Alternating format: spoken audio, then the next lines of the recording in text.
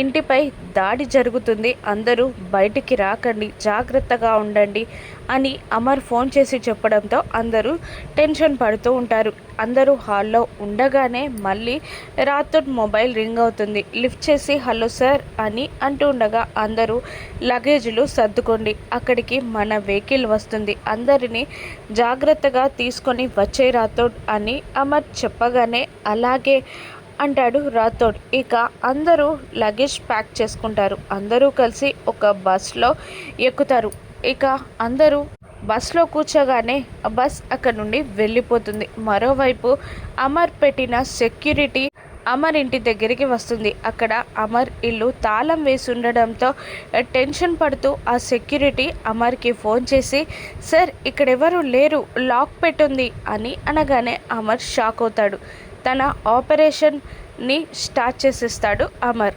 మరోవైపు అందరూ బాగి, మనోహరి, రాథోడ్ అందరూ పిల్లలందరూ ఉన్న బస్లో ఒక రెడ్ కలర్ టీషర్ట్ వేసుకున్న వ్యక్తి వచ్చి రాథోడ్ తలకి గన్ గురి పెడతాడు. ఎవరైనా కదిలినా మాట్లాడినా కాల్చి చంపేస్తాను అని ఆ టెర్రరిస్ట్ వీళ్ళందరినీ బెదిరిస్తూ ఉండగా మనోహరి, బాగి ఇద్దరు షాక్ అవుతారు. మిగతా వారు భయంతో వణుకుతూ ఉంటారు. తన కుటుంబాన్ని రక్షించుకోవడానికి అమరే స్వయంగా రంగంలోకి దిగి పైలట్ జాకెట్ వేసుకొని చెవులకి హెడ్సెట్ పెట్టుకొని ఫ్లైట్ని హెలికాప్టర్ని స్టార్ట్ చేస్తాడు. ఇక మరోవైపు ఆ టెర్రరిస్ట్ అందరి వైపు గన్ గురిపెట్టి కదలకండి, మాట్లాడకండి అని బెదిరిస్తూ ఉంటాడు. అప్పుడే హెలికాప్టర్ అక్కడికి వస్తూ ఉంటుంది. ఇక అమర్ తన ఫ్యామిలీని